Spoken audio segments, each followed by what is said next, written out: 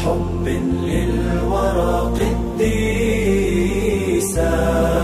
لا تسقني من حبه وتقيسا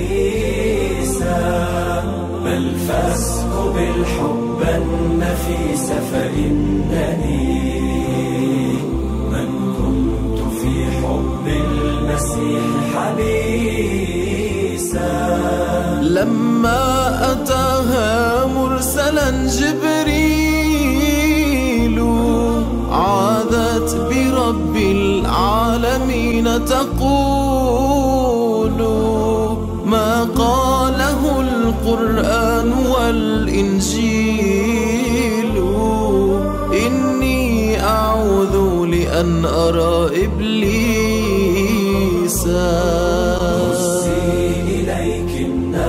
ترويك السماء قربا وحبا إثره رطب هما.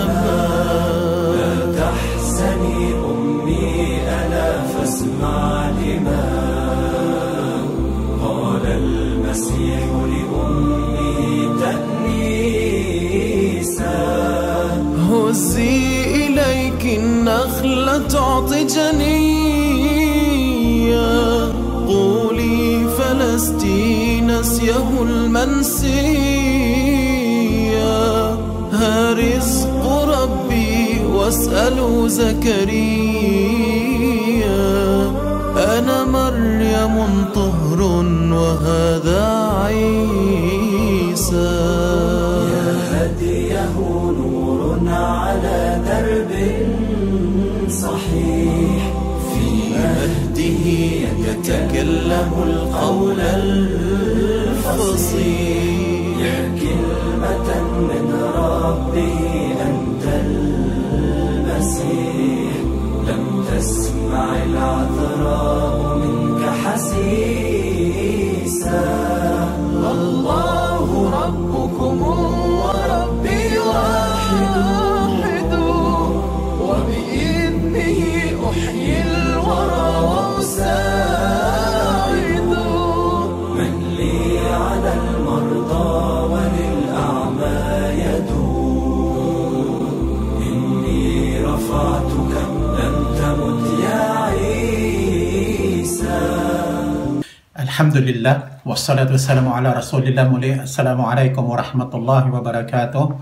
Sa pagpapatuloy po ng ating paksang si Kristus sa Islam, mga kapatid, kapag tinalakay ng isang Muslim sa kanyang pangangaral ng Islam ang tungkol sa paniniwala ng mga Muslim kay Jesus alayhi salam, ipaliwanag sa mga Kristiyano ang mataas na kalagayan ni Jesus sa Islam, marami po sa mga Kristiyano ay parang hindi makapaniwala at magtataka sa sasabihin ng isang Muslim. Sisipiin ng Muslim ang talatang ito sa Suratu Ali Imran sa versikulo 42 hanggang 49. Itong 42 muna ang ating basahin. Wa idh qalatil malaikatu ya Maryamu inna Allah astafaki wa tahharaki wastafaki ala nisa'il alamin. Banggitin noong nagsabi ang mga anghel kay Maria, O Maria, tunay na si Allah ay humirang sa iyo. Malaki po ang posibilidad na iisipin o sasabihin ng isang Kristiyano na ang mensahe ng Quran ay kagaya sa kanyang Biblia. Sasabihin pa niya na wala siyang nakitang kaibahan sa kanyang isinasabuhay bilang Kristiyano at narinig niyang talata ng Quran. Ito po ay totoo kung nabasa niya o napakinggan ang mga talatang ito sa salitang English. Ang tinutukoy nating mga talata, 42 hanggang 49, sa salitang English halimbawa o kaya Tagalog, nang wala pong katumbas na Arabic. Hindi niya maiisip sa daang mga taon na siya ay nagbabasa ng Quran. Kung siya man ay isang protestante, maaaring isipin niya na siya ay nagbabasa ng Roman Catholic version. At kung hindi pa siya nakakita ng isa o kaya ng Jehovah's Witness version o ng Greek Orthodox version o ng 100 at isa pa na iba pang mga version ng Biblia na hindi pa niya nakita. Ngunit hindi niya kailanman maiisip na siya ay nagbabasa ng Quran. Mababasa ng Kristiyano dito sa Quran ang lahat na nais niyang marinig hinggil kay Jesus. Subalit, sa napakamarangal, mataas at nakaaantig damdaming salitang Arabic na kapag binabasa o binibigkas ka ng mga imam sa mga moskis, sa mga pagsasala, ang ilang imam at mga ma'mum ay umiiyak sa nakabagbag damdaming salita ng Quran sa salita pong orihinal ang Arabic. Ang 80 talata ng Kabanatang 19 o Suratu Maryam o Maria mula sa talata bilang 41 hanggang 49 ay nagsasabi sa atin na si Maria na ina ni Jesus ay isang marangal na babae sa lahat ng mga babae sa mundo. Sunod na ang lahat ng sinabi ay pahayag o kasi ng Diyos sa sangkatauhan. At ang sunod, si Jesus ay salita ng Diyos. Siya ang Kristo na hinihintay ng mga Hudyo. Siya ay bibigyan ng Diyos ng kapangyarihan na gumawa ng mga himala kahit pa na siya ay isang sanggol. Si Jesus ay pinanganak na mahimala na walang ama. Bibigyan siya ng Diyos ng kapahayagan at ang panghuli, bubuhayin niya ang patay sa kapahintulutan ng Diyos. Pagagalingin niya ang ipinanganak na bulag at ang kitungin sa kapahintulutan ng Diyos. Ang pinakamasigasig na Kristiyano ay hindi makakita ng kaibahan kahit isang salita dito. Subalit, ang kaibahan sa pagitan ng kwento ng Biblia at Quran ay kaibahan po sa pagitan ng yeso at keso. Kahit sabihin pa ng isang Muslim ang katotohanan ito, sasabihin pa talaga ng isang Kristiyano na ganito, para sa akin ang mga ito ay magkapareho. Ano ang kaibahan? Alam ko na sa diwa, ang bawat kwento ay magkapareho ang mga detalye, subalit kung ating suriing maigi, matutuklasan po natin na ang kaibahan ay nakagugulat. Ngayon, ipaghambing po natin ang talatang 47 ng banal na Quran sa Biblia. Nagsabi siya, "O Panginoon ko, paano magkakaroon ako ng isang anak samantalang walang nakasaling sa akin na isang lalaki?" Nagsabi ito, "Gayon si Allah, lumilikha siya ng anumang niluloob niya. Kapag nagtadhana siya ng isang bagay, ay nagsasabi lamang siya rito na kun fayakun, mangyari saka mangyayari ito." Kaya sa ating pong awit, أنا مريم طهر وهذا عيسى هديه نور على درب صحيح. na inilagay nating introduction ng bahaging ito, awit tungkol sa dakilang pagmamahal kay Jesus. Ako si Maria na dalisay at ito ay si Jesus. Ngayon ipaghambing po natin mga kapatid. Ang talatang ito sa Quran na ating pinasa, Ali Imran number 47, sa Mateo Kapitulo 1 versikulo 18, na ganito ang ating mababasa.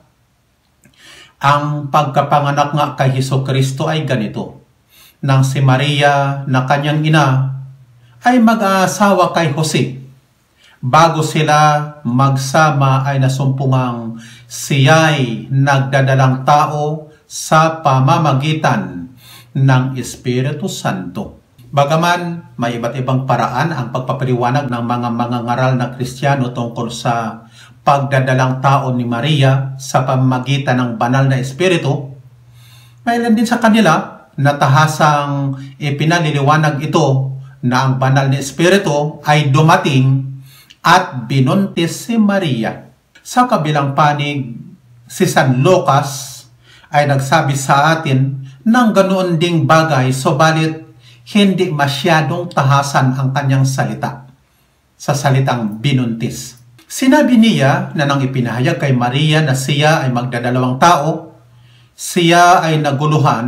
Ang kanyang sinabi ay, papaanong mangyayari ito na ako'y hindi nakakakilala ng lalaki? Nang ibig sabihin po ay pakikipagtalik, na kung saan sa banal na Quran naman, o Panginoon ko, papaano ako magkaroon ng anak samantalang hindi naman ako nasaling ng isang lalaki? Ito ay Ali Imran number 47. Ibig sabihin ay pareho lang, hindi nakipagtalik. Sa diwa ay walang kaibahan sa dalawang salaysay.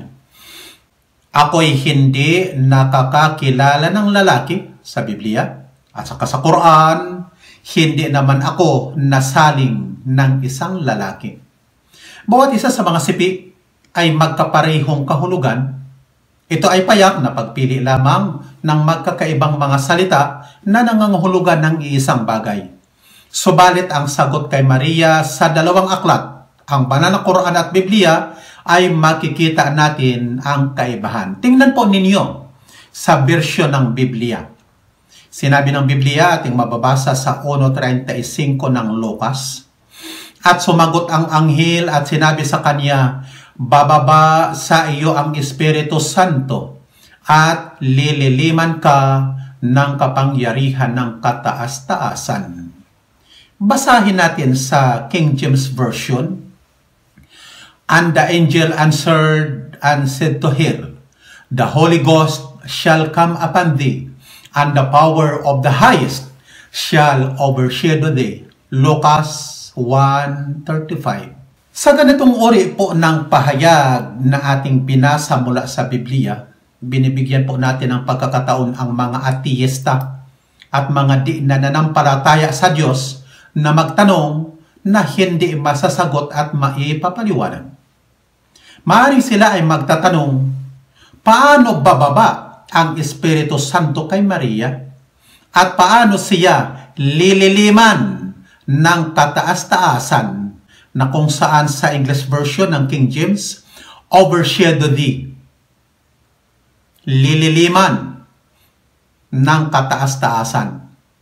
Alam natin na hindi ito ang literal na kahulugan, kundi ito ay ang kalinis-linisang pagdadalang tao. Subalit, ang salitang ginamit dito ay hindi po kanais-nais kung tutuusin sa opinion ng mga Muslim. Ihambing natin sa salita ng Quran. Ating babasahin ang Quran sa Surah Ali Imran 3:47. Nagsabi ito, ganyan si Allah, linilikha niya ang anumang ninanais niya. Kapag ipinasya niya ang isang bagay, ay magsasabi lamang siya rito mangyari at mangyayari. Ito po ang pananaw ng mga Muslim sa kapanganakan ni Jesus na walang ama. Maaari siyang lumikha ng milyon na Jesus nang walang ina at ama. Hindi na niya kailangang kumuha pa ng punlay at ito'y ililipat kagaya sa tao o hayop sa pamamagitan ng pagtatalik o kaya yung artificial insemination. Kapag ninais niya, kanya lamang sasabihin na kun fayakun, mangyari at mangyayari. O ibig sabihin, magkakaroon o magkaroon at magkakaroon. Ang salitang ito sa Quran ay wala pong kaibahan, mga kapatid, sa salita ng Biblia na kung saan atin po itong mababasa Tunghayan po natin ang salita sa Biblia sa Genesis 1:3, wa qala Allahu liyakun nurun fakana nurun. Ang binasa ko po sa inyo ay ang saling Arabic ng Biblia na ang pagkakasalin sa Tagalog, at sinabi ng Diyos, magkaroon. Tingnan po ninyo ang salitang liyakun, magkaroon ng liwanag, at nagkaroon ng liwanag. Sa Quran naman, kun fayakun. At sinabi ng Diyos, ano ang kanya sinabi? Sinabi niya, kun fayakun. Sa Biblia, liyakun fayakunu. Magkaroon at nagkaroon. Mangyari at mangyayari. Yun ang ibig sabihin sa ating salita na salita ng Diyos. Hindi na kailangan pang ipaliwanag ang mga salita. Ito ang aming pagkakaunawa ng salitang magkaroon o kaya mangyari na kanyang loloobin ang pag-iral ng lahat ng bagay.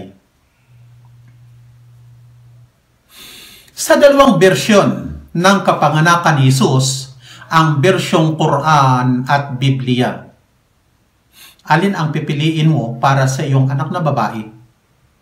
Tiyak na ang karamihan sa mga Kristiyano ay magsasabi ng ang bersyon po ng Quran. Maliban lamang po sa ilan na ayaw kumilala sa katotohanan. Paano masasabing ang Quran na kinopya lamang at isang huwad, ayon sa tuligsa ng maraming mga ngaral na Kristiyano, ay mas maigi kaysa sa tunay at orihinal na siyang pag-aangkin nila sa Biblia? Kailanman ito ay hindi maaari, maliban na kung ang pahayag kay Muhammad ay tunay na kasi o salita ng Diyos. Mayroon pang daan-daang pagsubok ang maaaring gawin ng isang naghahanap ng katotohanan sa Quran na magpapatunay po na ito ay salita ng dakila at kataas-taasan. Ang mahimalang kapanganakan ba ni Jesus ay nangangahulugan na siya po ay Diyos o ipinanganak ng Diyos? Hindi po mga kapatid. Ang sabi ng Quran, inna mathala Isa indallahi kamathali Adam, khalaqahu min turab, thumma qala lahu kun fayakun. Tunay na ang pagkakahalintulad kay Jesus para kay Allah ay gaya ng pagkakahalintulad kay Adan. Nilikha niya ito mula sa alabok. Pagkatapos ay nagsabi siya rito, kun fayakun. Mangyari at nangyari. Magkaroon at nagkaroon. Yan ang Surah Ali Imran number 59. Sinabi po ni Yusuf Ali, rahimahullah, sa kanyang komentaryo, pagkatapos na ipinakilala sa naunang mga talata ang mataas na kalagayan ni Jesus bilang sugo ng Diyos, itinanggi naman sa talatang ito ang paniniwala na siya ay Diyos o anak ng Diyos o ano paman na mahigit sa tao. Na kung siya ay Diyos dahil sa ipinanganak na walang ama, si Adan ay gayon din. Wala pang ang ama at ina si Adan. Hinggil sa katawan ng tao, ito ay alabok lamang. Iyan po ang tinuran ng komentarista ng Quran na si Abdullah Yusuf Ali. Sa mata ng Diyos, si Jesus ay alabok na kagaya din kay Adan at lahat ng mga tao. Ang kadakilaan ni Jesus ay sa banal na salitang kun, maging, o magkaroon. Maliban dito, ay alabok lang din. Dakilang espiritual na pinuno at guro. Ang katuwirang ito ay na kung si Jesus ay Diyos, dahil sa siya ay walang ama, kung magkagayon, si Adan ay mas may karapatang tawaging Diyos dahil walang ama at ina. At walang Kristiyano ang tatanggap na si Adan ay Diyos. Dito pinasinungalingan ng mga Muslim ang kalapastanganan ng mga Kristiyano. Gayun din naman, kung ipagpilitan ng mga Kristiyano na si Adan ay nilikha lamang mula sa alabok, samantalang si Jesus ay sa pamamagitan ng kalinis-linisang pagbubuntis ni Maria. Kung magkagayon, ipaalala natin na sa kanila mismong Biblia ay mayroong taong mas dakila pa kaysa kay Jesus. Sino itong, sabihin natin, Superman? Tunghayan po ninyo ang ating babasahin sa Biblia ng mga Kristiyano. Ito ay mababasa sa Hebreo 7, 1 hanggang 3. Sapagkat itong si Melkisedek, hari sa Salem, saserdote ng kataas-taasang Diyos, na walang ama, walang ina, walang tandaan ng hali, walang tandaan ng lahi, at walang pasimula ng mga araw ni katapusan ng buhay. Ito ang mas malakas na kandidato sa pagiging Diyos, sapagkat ang Diyos lamang po ang nagtataglay ng ganitong katangian.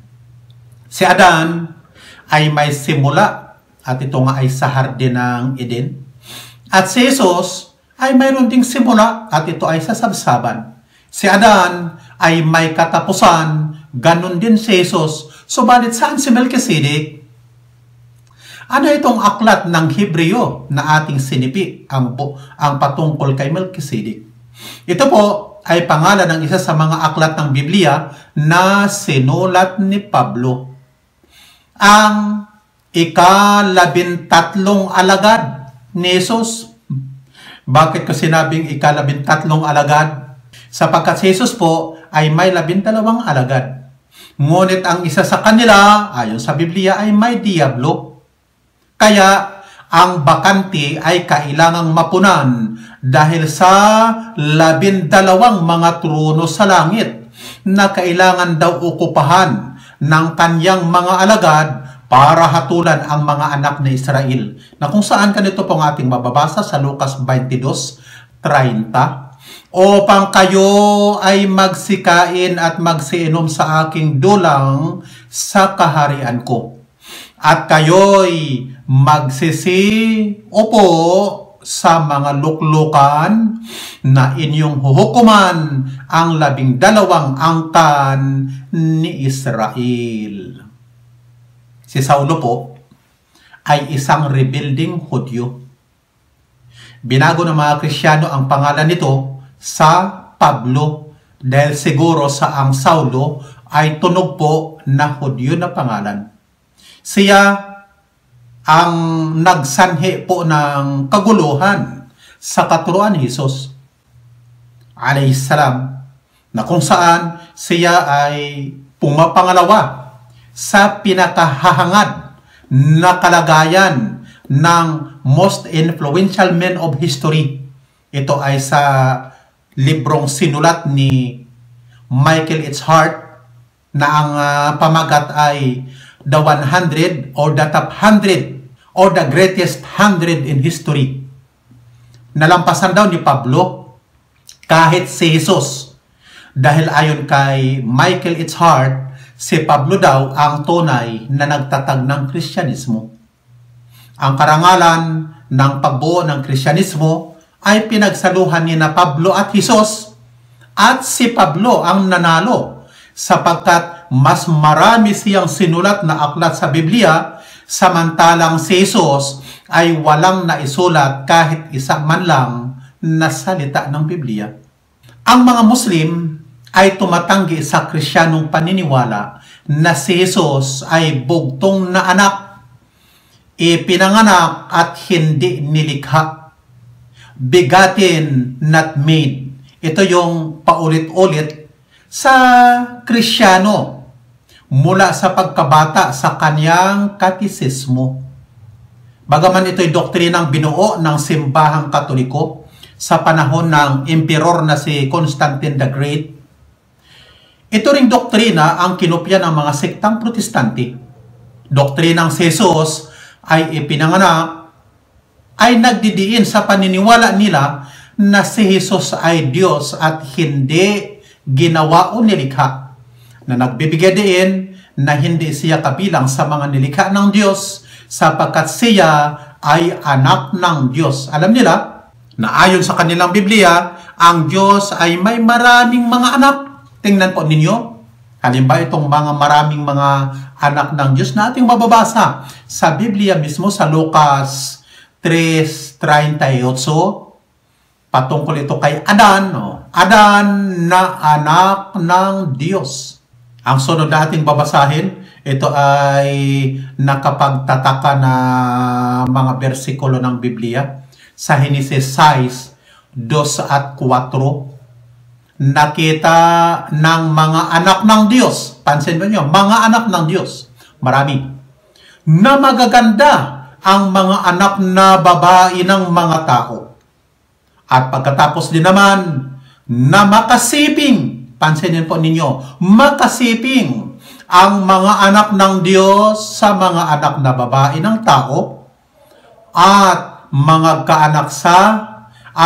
kaanak sila sa kanila. Nakapagtataka itong talatang ito ng Biblia. Iwan ko paano ito paliwanag ng mga Kristiyano na marami palang mga anak ng Diyos at nakipagtalik pa daw sa mga anak na babae ng tao. Dito naman sa Exodo 4:22, ang Israel ay aking anak, aking panganay. Dito naman sa Jeremias 31:9, sapagkat ako'y pinakaama sa Israel, at ang Ephraim ang aking panganay. Dito naman sa Awit 2:7, ikaw ay aking anak, sa araw na ito ay ipinanganak kita.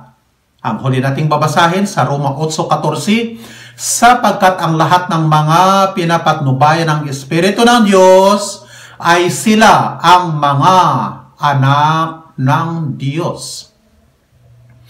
Sa salita ng mga Hudyo, bawat matuwid na tao na sumusunod sa kalooban at plano ng Diyos ay isang anak ng Diyos. Ang salitang ito ay isang metaphorical na paglalarawan sa nakaraniwang ginagamit ng mga Hudyo. Ang Kristiyano ay sang-ayon sa katuwirang ito. Subalit, siya ay maaaring magsasabi pa rin. Sasabihin niya, ngunit si Jesus ay hindi ganyan.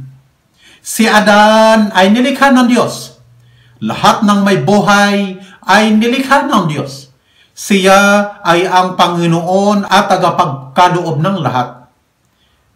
Ibig sabihin kung gayon, na ang Diyos ay ama ng lahat, subalit si Jesus ay ipinanganak na anak ng Diyos. Hindi nilikha na anak ng Diyos. Kapag matagal na panahon na praktikal na karanasan ng mga duat o mga asatida sa pagkikipag-usap nila sa mga Kristiyano sa kanilang pangangaral ng Islam. Ang ilan sa kanila, halimbawa, sa mga Kristiyanong ito ay mga mangangaral ng iba't ibang sikta. Bihira po ang magpapaliwanag sa kanila ng salitang ipinanganak, hindi ginawa o nilikha, begotten, not made.